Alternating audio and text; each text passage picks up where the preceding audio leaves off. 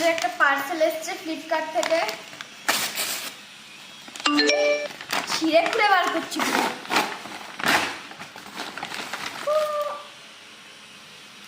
তাহলে আমার কিছু জিনিস আছে। না না বার খোল যাক এটা যে আমাকে আমি ঝাড় দেবো। ওটা ঝাড় আমারই দাও, জিনিস। এটা ঝুল ঝাড়া। ওই তো ঝুল ঝাড়া, আমি ঝুল ঝাড়বো, অসুবিধা নাই। তবু তো আমি ফিক্সটা করে নিই, যেটা করতে তো আমি পারবো না কি জানি।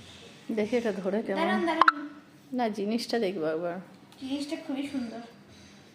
ওই ওই দেওয়ালে ফ্যানটাও পরিষ্কার করতে হবে এটা দিয়ে। তো এই যে লাগিয়ে দিলাম এটা। আর এই দেখো কিন্তু বড় ছোট হয়, তো একটুখানি দেখি ধরতে দে তো একবার। ঝুলটা ঝেড়ে দেখি, ভাববো কি করে। দাঁড়া দাঁড়া, এখন খাটের ফ্যানের আমার বেশি হাত যায় না। নোংরা হবে রে, গায়ে নোংরা পড়বে, বিছানায় পড়ে ওটা।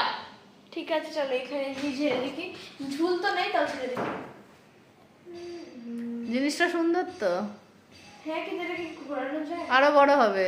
হ্যাঁ সেটা জানি, এটা অনেক বড় হবে, আরো বড় হবে, আরো না না